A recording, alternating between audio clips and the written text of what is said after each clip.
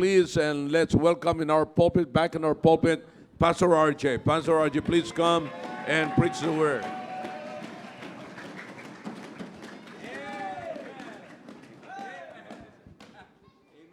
Amen, sir. Magandang gabi po sa ating lahat. At magte-testimony din sana ako kanina. So, hindi na kami, grabe yung biyahe po namin. Pero salamat na lamang na meron kaming magaling na piloto. Driver namin si Pastor Bernard. At muli, happy birthday, sir. At ako nagpapasalamat sa Panginoon na binigyan tayo ng Diyos ng men of God na talagang, sabi nga ni Ma'am Muriel kanina, ay maalaga sa atin. Sapagkat meron tayong Diyos na maalaga rin. Alam nyo, napakaganda na nakikita natin yung pag-aalaga ng ating mahal na pastor. Pero ang higit pa na dapat makita natin, yung Diyos ng ating mahal na pastor. Yun ho, napakaganda po. Sige po, tuloy-tuloy na po tayo. Alam ko po, gutom na po kayo. Sapagkat may kanya-kanyang handaan mamaya. Kaya wag na natin patatagalin ito. Dito po tayo, buksan po natin ating mga Biblia sa, yes sir, Job 23. Job 23. Promise.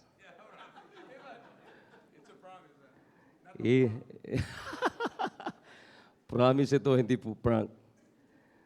Job 23 in verse number 10 na lang para mabilis tayo. Job 23 verse number 10. But I like verse number 10. Napakaganda po ito. Okay. Verse number 10, sabi po dito, but he knoweth the way that I take. When he tried me, I shall come forth as gold. Wow. Napakaganda po ito. Tayo po'y manalangin. Dakilang Diyos, salamat po sa gabing ito. Salamat po sa presensya ng bawat isa. But most special, oh God, your presence. We really recognize your presence, oh God. At salamat po sa men of God, ang aming pastor, Panginoon, na binigay niyo po sa amin. You are so special to us, oh God.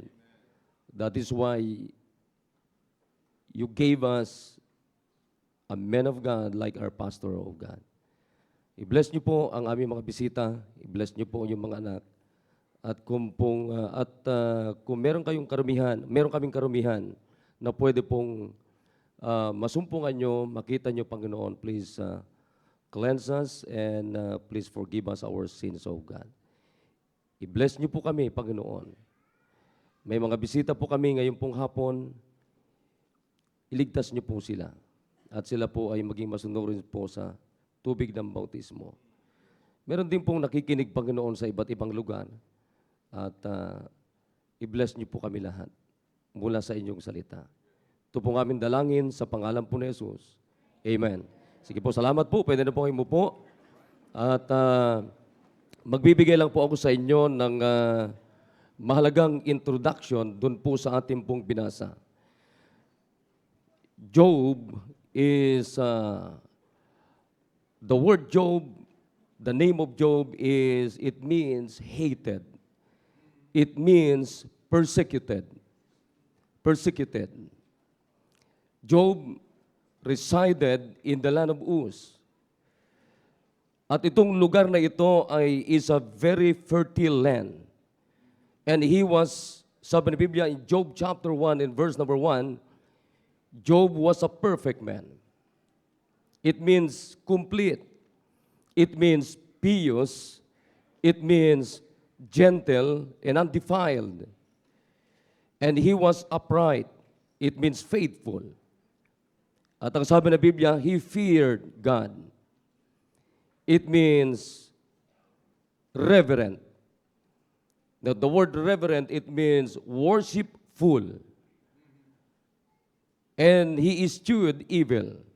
It means to turn off the devil, decline, to depart, to withdraw, to avoid habitually, especially on a moral or a practical grounds.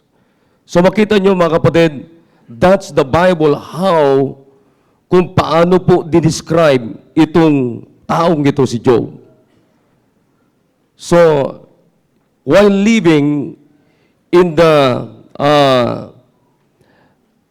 this man of great prosperity, kilala natin si Job, hindi lang matuwid na tao, hindi lang meron siyang magandang testimony, but he is living in a great prosperity. Blessings from God. He was suddenly overwhelmed by a series of sore trials that fell upon him. In all his sufferings, he maintained his integrity. Hindi niya pinagpalit, mga kapatid. Once more, God visited him with the rich tokens of his goodness, even greater prosperity than he had enjoyed before. But he survived. He survived the period of trial for 140 and died in a good old age. Kalay mo, umabot siya ng 140 years old at siya ay namatay na merong magandang kamatayan. An example to succeeding generations of integrity and of submissive patience under the sorest calamities. Alam niyo, maganda yung sinabi ni James dito. Puntan po natin sandali sa James chapter 5 in verse number 11. James chapter 5 in verse number 11. Sabi ng Bible dito, verse number 11, but we count them happy which endure. Ye have heard of the patience of Job. Narinig niyo na ba yung patience ni Job, sabi ni James? And have seen the end of the Lord, and that Lord is very pitiful, and of tender mercy. So makita nyo, yung testimony ni Job, mga kapatid, ay isang napakagandang halimbawang testimony. Hanggang sa, during his trials, mga kapatid, ito yung sinabi niya. Sabi niya sa verse number 1, then Job answered and said, kausap niya yung mga kaibigan niya dito, even today is my complaint bitter, my stroke is heavier than many groaning. Oh, that I knew where I might find him, that I might come even to his seat. I would order my cause before him, and fill my mouth with arguments. I would know the words which he would answer me, and understand what he would say unto me. Will he plead against me with his great power? No, but he would put his strength in me. Though the righteous might dispute with him, so should I be delivered forever from my judge? Behold, I go forward, but he is not there, and backward, but I cannot perceive him. Nangyayari po ito sa bawat buhay po natin. Yan lang ang alam natin. On the left hand, where he doth work, but I cannot behold him. He hideth himself. On the right hand, that I cannot see him. But, oh, I like the word but, amen. But, He knoweth the way that I take. Come on, amen? Maring mga kapatid, yung naranasan ni Job, nararanasan natin ito. Magkaiba lang mga kapatid yung kanyang karanasan. Mas matindi ito. Namatay, nawala yung mga ari-arian niya, nawala yung mga anak niya mga kapatid, natira lamang yung kanyang sweetheart. Oh. Pero alam niyo ba, nanatili siya sa Panginoon. Kaya sabi niya dito, but he knoweth the way that I take. He knoweth. God is an all-knowing God. He knows everything. God knows our ups and downs. Kaya huwag tayong magmumukmuk mga kapatid during our difficulties in life. Because God knows everything. God knows everything. Another one mga kapatid, hindi lang alam ng Diyos lahat ng bagay, but He is a powerful God. He is a powerful God. But He knoweth the way that I take. Sabi ng Biblia, ngunit nalalaman niya ang daang aking nilalakaran. Anong nilalakaran natin na hindi alam ng Diyos? He knoweth all things. Eh sabi niya, when He tried me. Hindi ibig sabihin kapatid na susubukan ka para makilala ka ng Diyos. Kapatid, kilala tayo ng Diyos. In fact, mas kilala tayo ng Diyos kaysa pagkakilala natin sa ating sarili. Kaya lang tayo mga kapatid, pinapadaan ng Diyos mga kapatid ng mga bagay-bagay na maaring hindi natin gusto. Pero yan ay pinapadaan tayo ng Diyos para tayo ay parang yung itak. Kinakailangan hasain mo. Bago mo gamitin yung itak, hasain mo muna. Kaya sa bawat dinadaanan natin, I believe mga kapatid, hinahasa tayo ng Diyos. Hinahasa tayo ng Panginoon. Nire-refine tayo ng Panginoon. Hanggang sa anong gusto ng Diyos na maging kalalabasan natin. Sabi ng Biblia, when He tried me, I shall come forth as gold. Come on, amen? Pag sinubok ako ng Diyos, sabi ng Biblia, sabi ni Job, ang kalalabasan ko, ginto. Palagay ko kung magbibigay ang ating pastor ng tig-1 kilong ginto, palagay ko mga kapatid, lahat tayo kukuha. Lahat tayo, walang hindi magkakagusto sa ginto.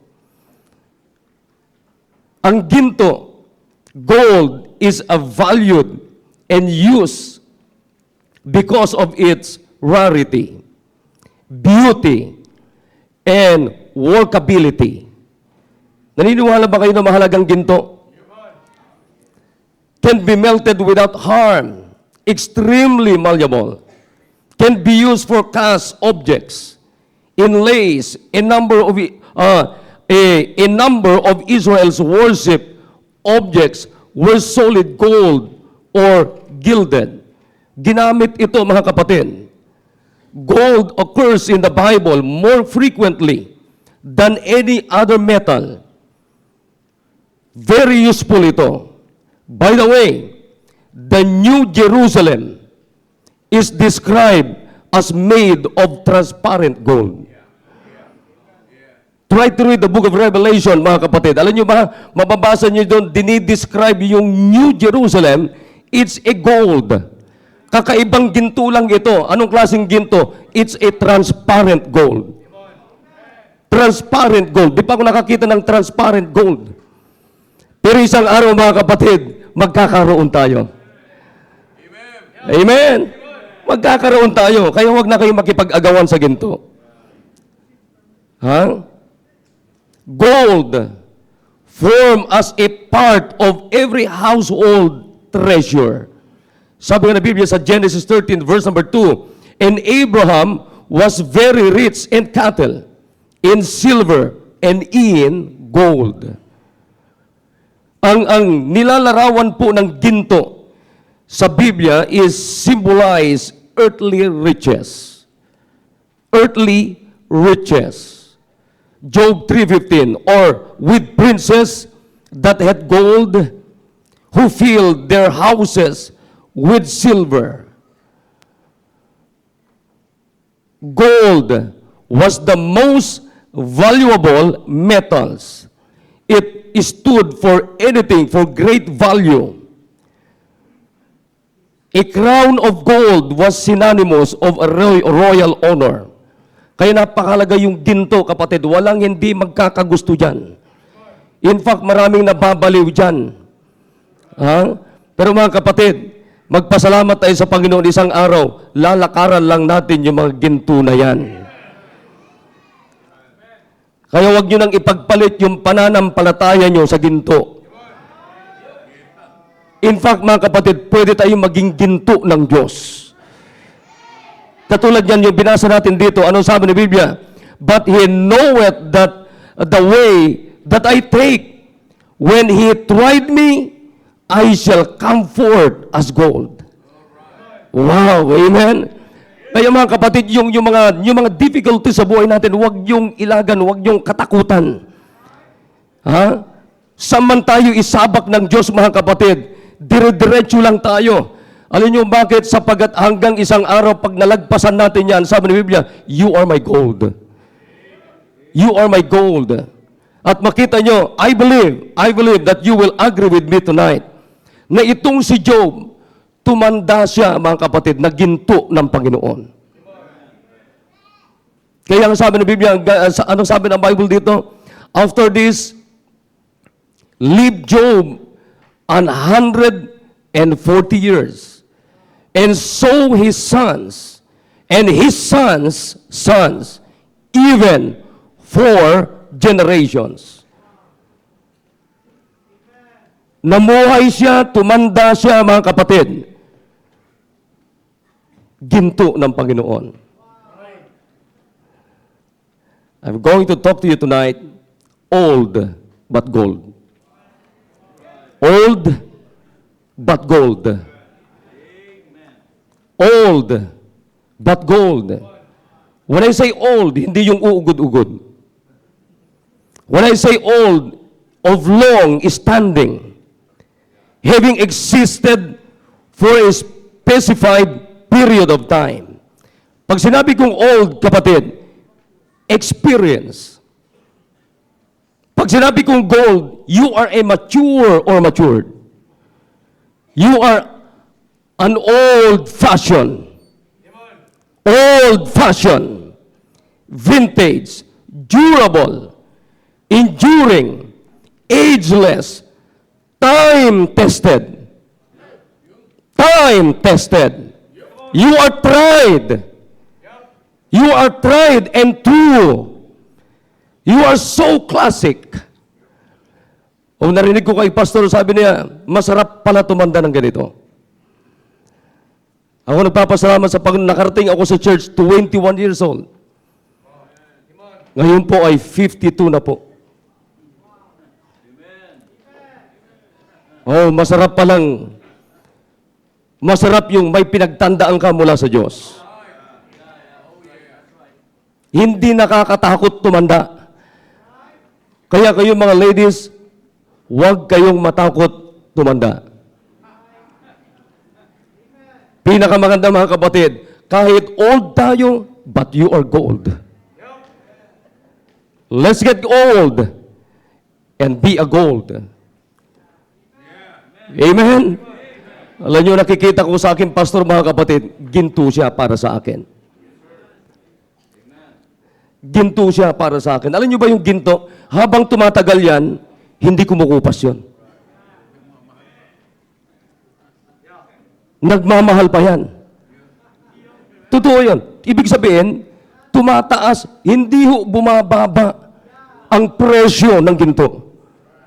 Kung bumababa man, bihira yon. Pero madalas mga kapatid, tumataas ang presyo ng ginto. Number one, getting old in wisdom is better than gold. Getting old in wisdom, in fact, better because wisdom is better than gold. Alam niyo, pinakamaganda mga kapatid, wag lang tayong tumanda sa itsura, kapatid. At kung tumanda man tayo sa itsura, kahit anong ilagay natin, kapatid, tatanda talaga tayo physically. Pero ang pinakamaganda, tumanda tayo sa wisdom ng Diyos. At pag tayo tumanda sa wisdom ng Diyos, mga kapatid, ginto yan! Ginto yan! Kaya nga dapat, habang tumatagal tayo dito, mga kapatid, as I look, habang tinitignan ko si pastor, mga kapatid, unang-unang nakikita ko yung Diyos, kung paano niya tratuhin ang Diyos, kung paano niya, anong klaseng relationship meron siya sa Panginoon. Anong klaseng fellowship meron siya sa Panginoon. Why is it? Bakit ganito siya? Diba mga kapatid? Ang pinakamaganda, ako yun na nakikita ko, bakit ganito yung pastor ko? Sapagat I believe na yung Diyos ni Job ay yung Diyos ng aking pastor. Kaya higit na dapat makita ko, mga kapatid.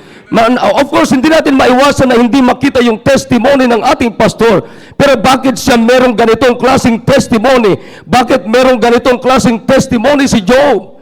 Nang sabi ni Job, mga kapatid, anong sabi niya? But he knoweth the way that I take. When he tried me, oh, I shall come forth as gold. Woo! Amen. Mga kapatid, pinakamaganda, hanapin natin yung produkto ng Diyos sa buhay natin. Hanapin natin yung product, yung result, yung bunga ng Diyos sa buhay natin. Huwag yung reklamo tayo ng reklamo, konting hirap, reklamo tayo. Konting problema, reklamo tayo. Konting problema, distansya tayo sa Panginoon. No! Kapatid, ang sabi ni Job dito, kapatid, sabi ni Job, behold, I go forward, but He is not there.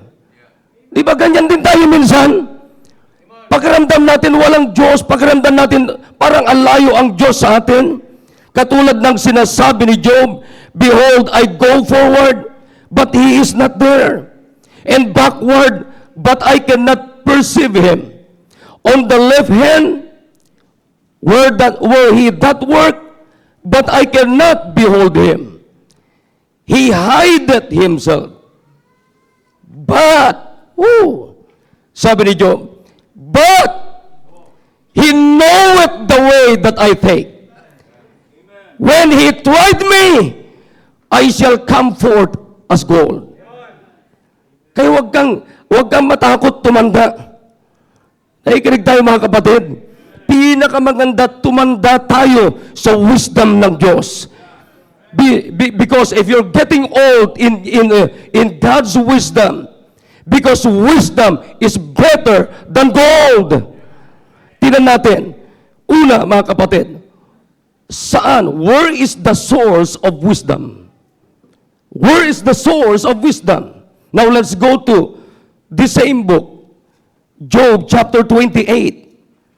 Job 28, para makita natin yung source ng wisdom. Verse number 23, ano nakalagay dyan? God understandeth the way thereof, and He knoweth the place thereof. For He looked to the ends of the earth, and sit under the whole heaven, to make the weight of the winds, and the weigheth the waters by measure. When He made a decree for the rain, and a way for the lightning of the thunder, then did He see it and declare it? He prepared it, and searched it out. And unto men He said, behold, the fear of the Lord, that is wisdom. And to depart from evil is understanding. Kapatid, sino ang source ng wisdom? God. God. Hindi pera. Amen? Hindi pera. Hindi kamunduhan. Kaya nga sabi ng Biblia, the fear of the Lord, that is wisdom. The fear of the Lord is the beginning of wisdom. Kaya pinakamaganda, doon tayo tumanda, mga kapatid. Doon tayo mag-mature sa wisdom ng Diyos. And then, let's see mga kapatid, what is the price of wisdom? Umakyat lang tayo ng talata, verse number 12. But where shall wisdom be found? And where is the place of understanding? Men knoweth not the price thereof, neither is it found in the land of the living. The depth saith, it is not in me, and the sea saith, it is not with me. It cannot be gotten for gold. Amen? Amen. Neither shall silver be weighed for the price thereof. It cannot be valued with the gold of Ophir, with the precious onyx, or the sapphire. The gold and the crystal cannot equal it. Akalain mo yan, ganyang katindi ang wisdom. Come on. Amen. Hindi mo pwedeng itulad, kapatid, itapat sa ginto. Itapat sa mga precious stones. Crystal cannot equal it, and the exchange of it shall not be jewels of fine gold. No mention shall be made of coral or of pearls, for the price of wisdom is above rubies. The topaz of Ethiopia shall not equal it, neither shall it be valued with pure gold. Woo, amen. That's the wisdom of God. Amen. Kapatid, palagay ko kung totoo, literal bibigyan kayo dito ng ginto ngayon, kapatid, walang aantok-antok ngayong hapon, o ngayong gabi. Lahat kayo ay gising. Pero mga kapatid, hindi nyo ba napapansin, linggo na umaga, linggo ng hapon, Wednesday, at sa bawat devotion natin, kapatid, ang ibinibigay sa atin, bawat individual na miyembro ng simbang ito ay masigit sa pure gold.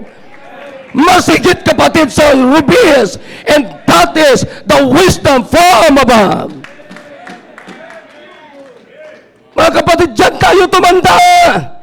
Dyan dapat tayo mag-mature. At pag mag-mature tayo dyan, kapatid, you are more than or better than gold. Kaya di baling maging old tayo, ginto naman tayo. Amen.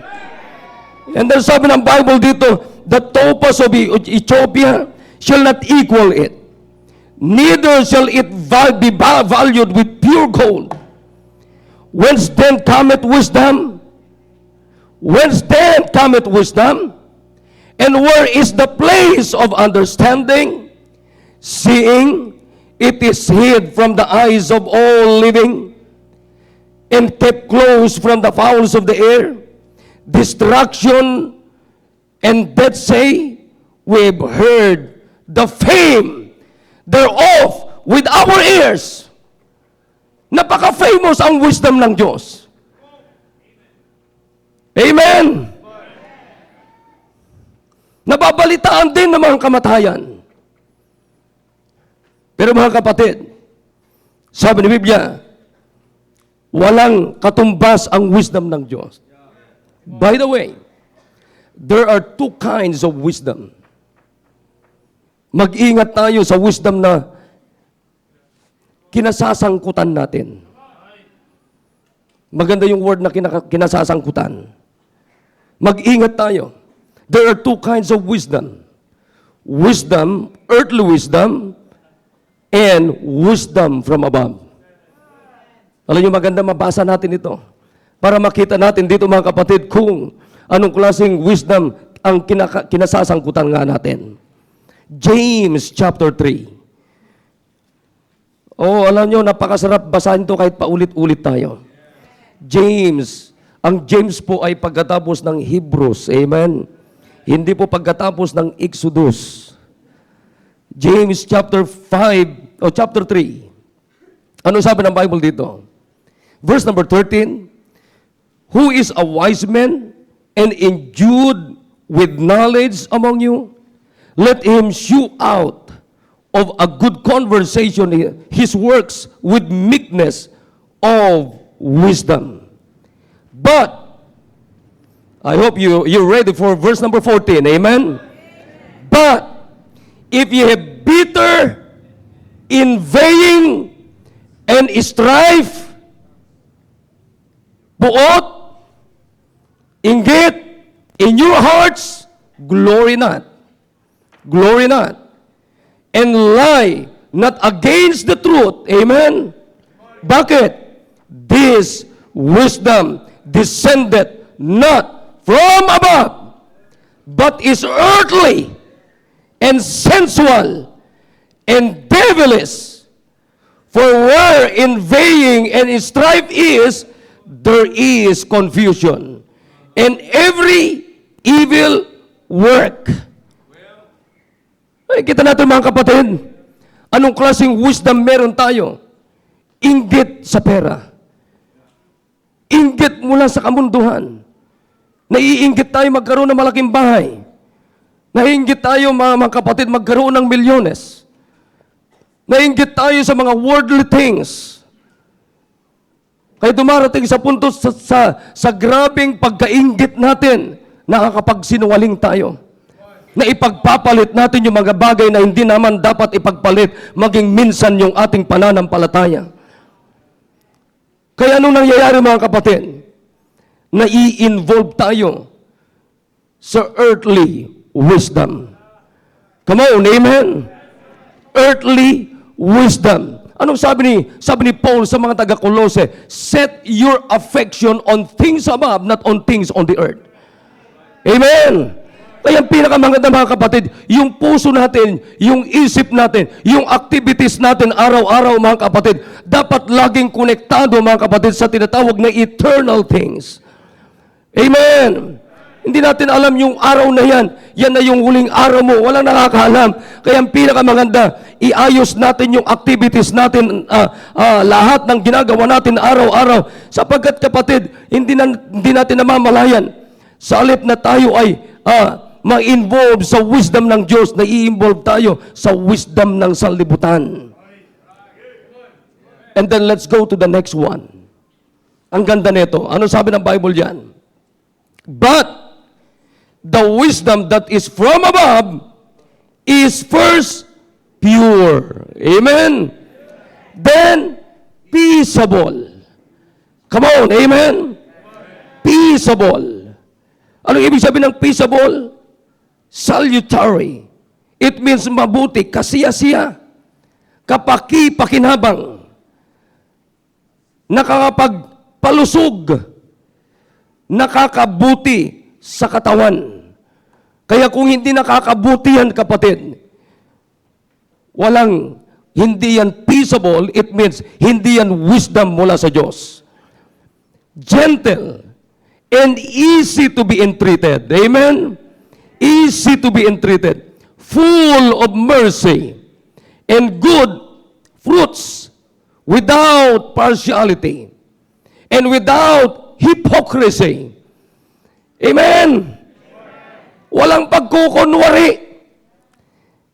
Sabi nga ni Pastor, nagkakasala tayo, pero mahirap yung mamuhay ka ng pagkukunwari.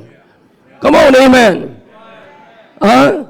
Kaya, pinakamaganda kapatid, tumanda tayo, mag-mature tayo sa wisdom mula sa taas, wisdom mula sa salita ng Diyos, wisdom mula sa Diyos, sapagkat pag diyan ka tumanda, kapatid, ginto ka balang araw. Hindi ka kalawang. Yung kalawang dumi po yun. Pero ang ginto, kapatid, ay treasure. Amen? Ang ginto ay treasure. Kaya ang pinakamaganda mga kapatid, tumanda tayo sa wisdom mula sa Diyos. Oh, I like Proverbs 3:13. Ano nakalagay dyan? Happy is the man that findeth wisdom. Oh, amen. Happy is the man that findeth wisdom. So, in Proverbs chapter 4, verse number 7, wisdom is the principal thing. Amen. Wisdom is the principal thing. So anong conclusion ni King Solomon? Therefore, get wisdom. Get wisdom. Kapatid, ang gaganda ng mga naririnig natin dito na preaching. Preaching ng umaga, Linggo ng umaga, linggo ng hapon, Wednesday, purong-purong wisdom ng Diyos. But my question is, did you get that wisdom? Did you get that wisdom? Nakakalungkot, nakatiwangwang yung wisdom. Ibinibigay na sa iyo yung wisdom. Sinusubo na sa iyo yung wisdom, pero ayaw mong kunin yung wisdom. Come on, amen! Kaya nakakalungkot mga kapatid, pagpasok natin sa church, walang wisdom. Pag alis, wala pa rin wisdom. Bakit? Sapagkat sinusubo na sa iyo, hindi mo kinukuha yung wisdom. Paano ka naman susubukan? Tulog ka naman. Alam niyo bang pinakamahirap na pakainin yung tulog? Tinan mo yung mga babies niyo pag tulog, inaantok, subuan mo, gaganon mo pa yung bibig niya, gaganon mo pa yung bibig niya para subuan. Ganyan din kayo mga tulog. Kaya pag alis ninyo, wala pa rin, offended ka pa rin. Bakit? Kasi sinusubo na sa iyo yung wisdom ng Diyos. Hindi mo kinukuha. Tingnan nyo, ano sabi ng Bible dito? Get wisdom. Amen? Wisdom is the principal thing. Therefore, get wisdom, and with all thy getting, get understanding. Paulit-ulit. Proverbs chapter 4 verse number 5. Ano naman sinabi dyan? Get wisdom. Come on, amen. Chapter 4 verse number 5. Ano sabi diyan? Get wisdom. Get understanding. Forget it not. Forget it not. Bakit mas madali nating makalimutan yung wisdom ng Diyos? Bakit? Hindi ko alam sa'yo. Ha? Samantalang, kapatid, paulit-ulit to Tinan mo. Chapter 4, verse number 5, ano sabi niya? Get wisdom. Get understanding. Forget it not. Neither decline from the words of thy mouth. And then in verse number 7, wisdom is the principal thing. Therefore, get wisdom. O kaninang umaga, did you get wisdom from God? Come on, amen? Kapatid, alam mo anong sabi niya? Ano yung wisdom? Mas matindi sa rubis. Mas matindi sa pure gold. Kaya mga kapatid, dyan na tayo, dyan na dapat natin pakatandain yung ating mga sarili. Come on! Dyan na tayo tumanda sa wisdom ng Diyos. And another one, Proverbs chapter 8, verse number 11, for wisdom is better than rubies. In all things that may be desired are not to be compared to it. Proverbs chapter 9, verse number 1, wisdom hath builded her house. God's wisdom can build your home. God's wisdom, wisdom from above, kayang ayusin yung pamilya mo, kayang ayusin yung pamilya ko, kayang ayusin yung buhay mo, kaya tayong bigyan ng siguradong kinabukasan. Proverbs 24 verse number 3, true wisdom is an house builded. Job 42 verse number 16, after this lived Job 140 years, and so his sons, and his sons, even 4 generations, mga kapatid. So Job died being old and full of days. I believe, kapatid, punong-puno si Job ng wisdom ng Diyos. Oh, amen. Punong-puno siya. Diyan na siya tumanda. Doon na siya namatay. Amen. Ay ako, sa totoo lang, masarap na nakikita sila. Sir Al, Sir Roy, Sir Willie, with our pastor, Ma'am Burial, yung mga nauna. Ha? Sir Joe, yung mga nauna dito. Bakit nandito pa rin? You are gold. You are gold. Come on, amen? Ha? Kaya pinakamaganda mga kapatid, ginto tayo, hindi tayo kalawang. Ginto tayo, hindi tayo kalawang. Saan dapat tayo tumanda na? Ha? Na kahit tumanda ka, gold ka naman. Mamahalin. Come on, amen? Old but gold. Amen? Old but gold. O parang yung sinasabi nila, yung Levi's, habang tumatagal yan, habang kumukupas yan. Pero ang ginto, kapatid, di kumukupas. Dapat yung wisdom ng Diyos sa atin hindi dapat kumukupas. Sapagkat yung wisdom ng Diyos hindi kumukupas. It is better than gold. Young people, yun ang kunin ninyo. Young people, nakikinig kayo. Young men, young ladies, alam nyo kunin nyo yung wisdom ng Diyos. Getting old in God's wisdom is better than gold. Number 2, getting old in living the Bible principles is more than gold. Oh, kagabi Friday, nakikinig ako dun sa programa ng preparations. Habang nagsasalita si pastor, sabi ko, saan ang gagaling yung principle na nababanggit niya? Ha? Oh, sampa kundi dito sa salita ng Diyos. Principles. What is principles? Pakinggan nyo na maigi. Principles is a comprehensive and fundamental law, doctrine or assumption, or, ito maganda, a rule of conduct. Principles is a rule of conduct. Ito yung patakaran, pamantayan ng asal mo, ugali mo, ayos mo, kilos mo, lifestyle mo, or a habitual devotion of what is right. A habitual devotion of what is right. What is right, and what is wrong. Yan ang magandang pakatandaan natin, kapatid. Amen? Kung ano yung tama, yun na yung tama. Huwag mo nang pilipitin. Kung ano yung mali, yun na mali. Huwag mo nang pilipitin. Kaya makita nyo nangyayari sa gobyerno, ito yung mali, pipilipitin, gawing tama. Di ba nga sabi nila, bend the law? Amen. Don't bend the wisdom of God.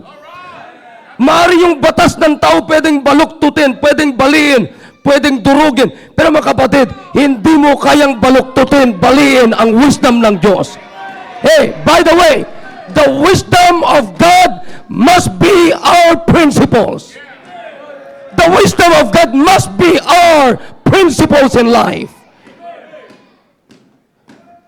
Now may I ask you, brethren, what principles are you living now? Sige nga, anong rule of conduct ng buhay mo? Anong klaseng prinsipyo ang ipinapamuhay mo ngayon? Come on, amen? Do you remember? Oh, I like the principles of Job. Gusto ko yung prinsipyo ni Job. Puntan natin. Alam ko, hindi lahat ng tatay nakakagawa nito. Pero I like Job, kapatid. Alam niyo, nung nagka-problema si Job, anong prinsipyo niya sa buhay? Chapter 1, verse number 21. Nawala yung mga anak niya, nawala yung ari-arian niya, pero ito yung wisdom ni Job. Dito na siya tumanda, hindi na niya binitawan ito. Ito na yung prinsipyo sa buhay. Anong sabi niya?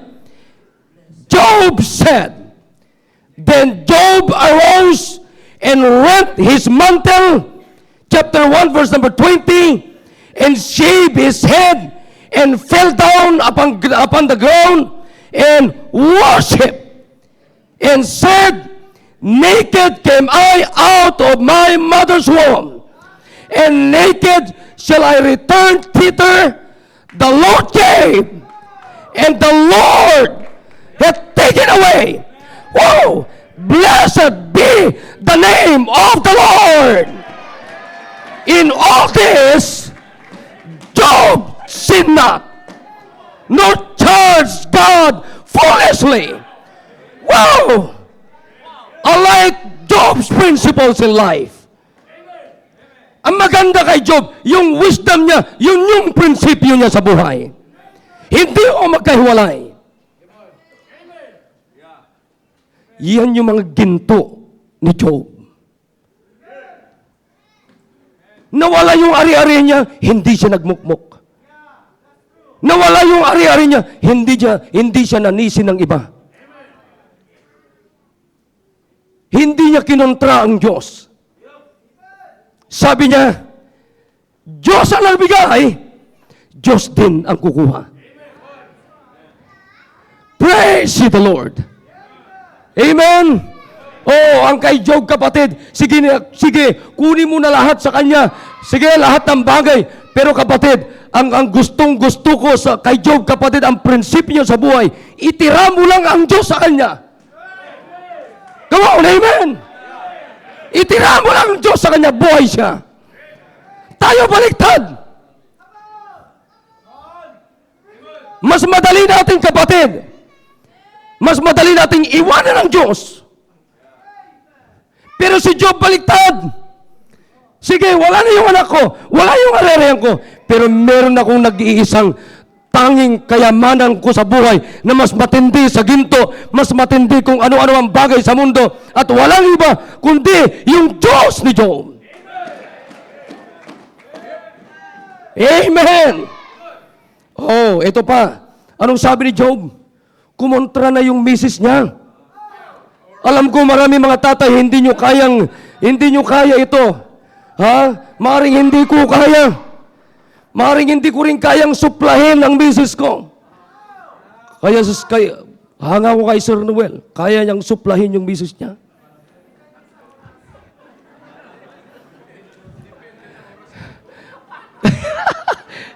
Kaya lang, depende sa oras. Ha? Oh, I like Job. Sabi ni Job, siguro nakikita na rin na ano na rin yung, naririnti na rin yung misis niya. Sabi ng misis ni Job, then said his wife unto him, dost thou still retain thine integrity? Nagmamalinis ka pa dyan? Ano sabi niya? Curse God!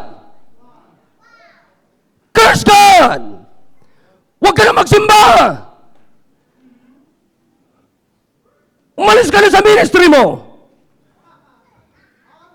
Pero anong sagot ni Job, kapatid?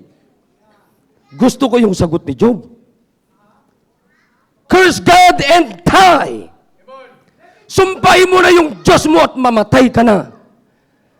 Pero, alam niyo yung sagot ni Job, ang linaw. Hindi natakot sa misis. Amen. Walang nag-amen na tatay, ano? Ayun, napilitan tuloy kayo. Sabi ng Bible dito, thou speakest as one of the foolish woman speaketh. Alam nyo, napansin nyo, yung misis ni Job, hindi naman talaga foolish. Sabi niya, para kang nagsasalita na katulad ng mangmang. Katulad, ibig sabihin, hindi mangmang yung misis ni Job. Siguro di na rin talaga. Di po ba? Kasi kita mo si Job nawalan ng kayamanan, nawalan ng anak, tapos mamaya-maya, mula puyo, mula ulo hanggang talampakan, ay puro galis. Pero sabi ni Job, thou speakest as one of the foolish women speaketh. What?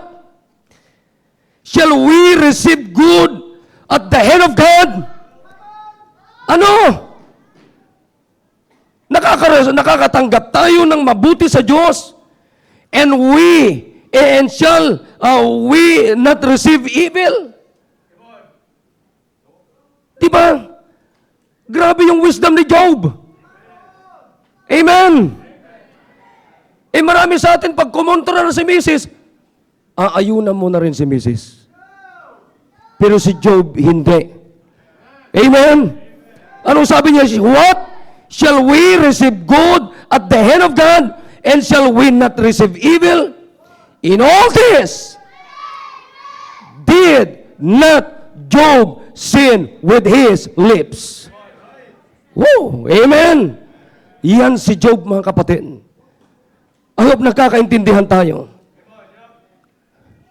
Yan yung mga prinsipyo ni Job sa buhay. Naalala niyo, mga kapatid, kamakailan lamang yung preaching ni pastor dito. Anong sabi niya? Job 13:15. Though he is lame, yet I will trust in him. Amen. Though he is lame, yet I will trust in him, but I will maintain mine own ways before him. Yan yung mga prinsipyo. Do you remember Moses? Amen. Ang sabi ni Moses, kapatid, Moses' principles in life. Hebrews 11:25. Anong sabi niya? Choosing rather to suffer affliction with the people of God than to enjoy the pleasures of sin for a season. Amen. Yan ang napakaganda, mga kapatid. Si Enoch, makikita natin yung testimony ni Enoch. Hebrews chapter 11, verse number 5. Anong sabi ng Biblia? He had the testimony that he pleased God. Noah. Do you remember Noah? Amen?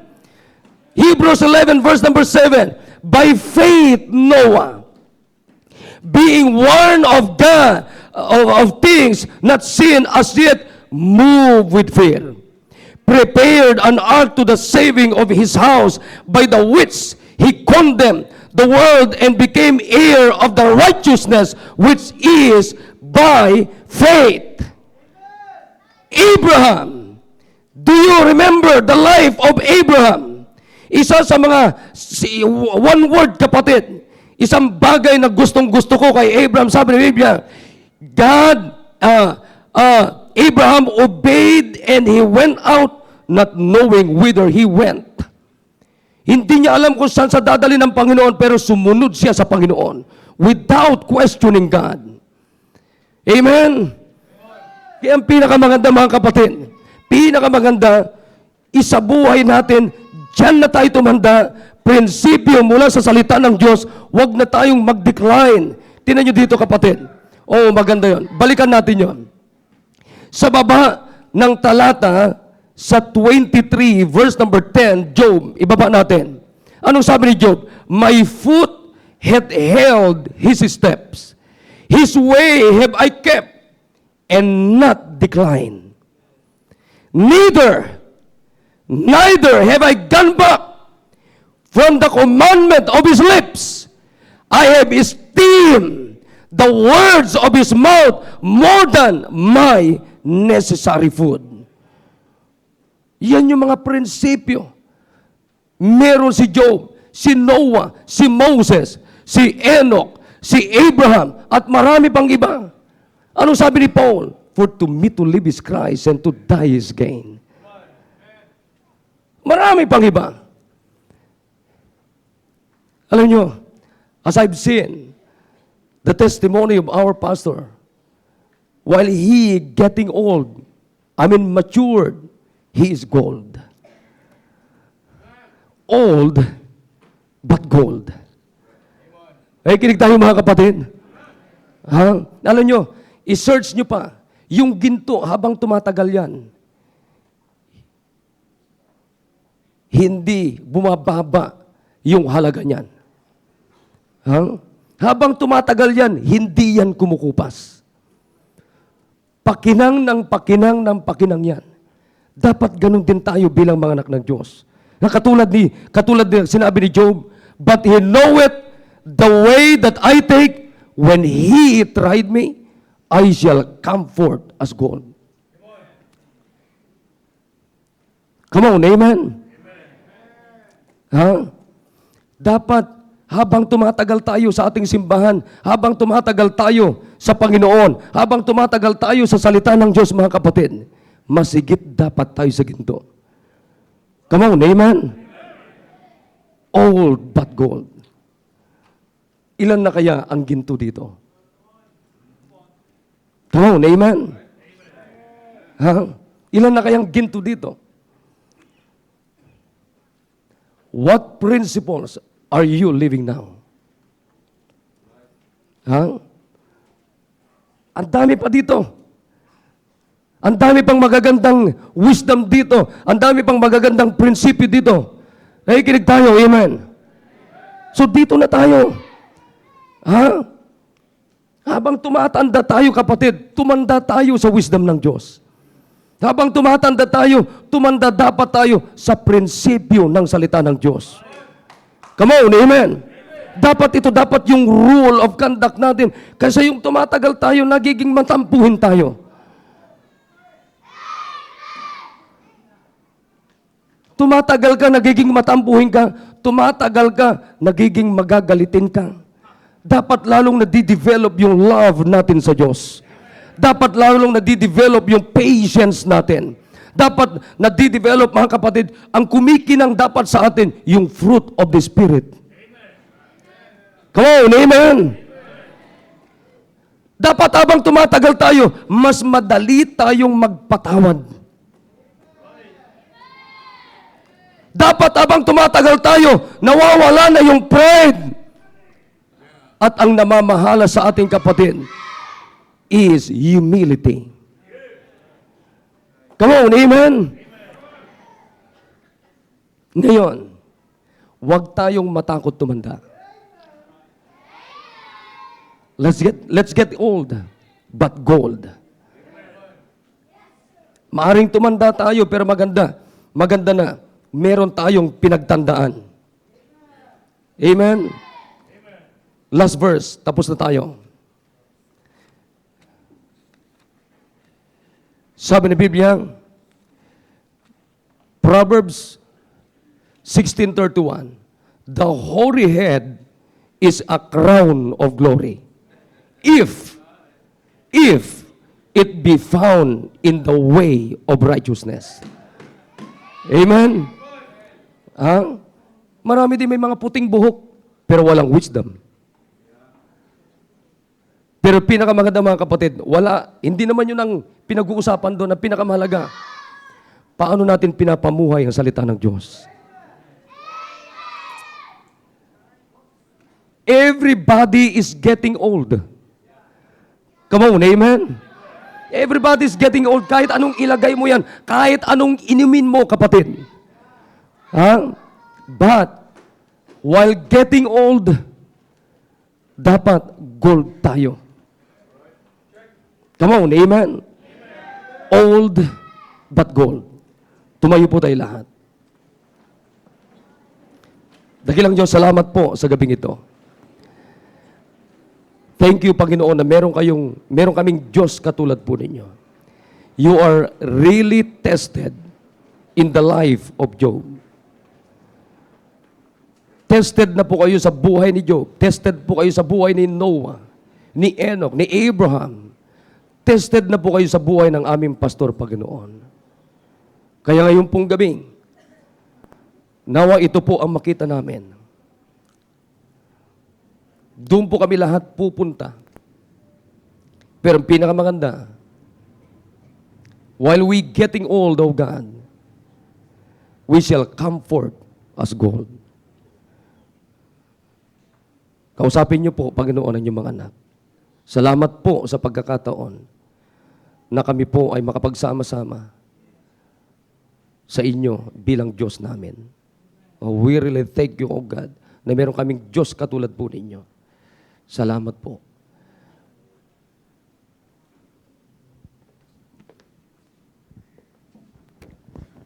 Let's come to the Lord and make business with God.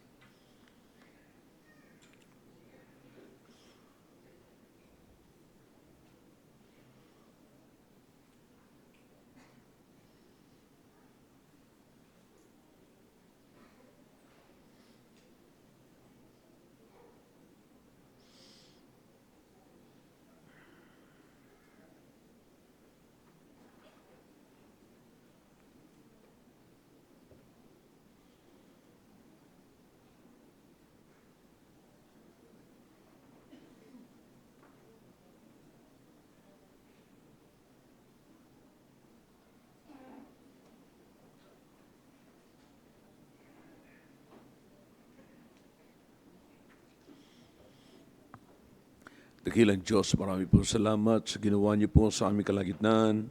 Salamat sa paggamit niyo po kay Pastor RJ.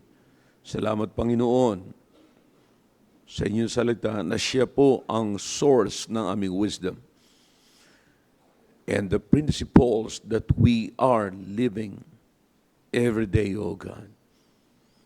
Thank you, O God. Without it, we are still groping in the dark. And we do not know the end thereof. We do not know our goings. Kaya, Panginoon, salamat na meron po kayong salita. And this is the only way, O God, that we can know you more and understand you. Thank you. We praise you and bless your people. Lahat ng binanggit po namin ngayon sa inyong harapan, sa inyong trono, O Diyos, pagpalain niyo po ito sapagkat inilapit po namin ito sa inyo. Hindi lamang po magpapasalamat kami sapagkat natanggap po namin yung wisdom, but also you are also giving us understanding to receive it and empowering us to use it. Thank you. We praise you, oh God, in Jesus' name. Amen. All right, thank you, Will. I hope you got something tonight. Amen. Did you get something?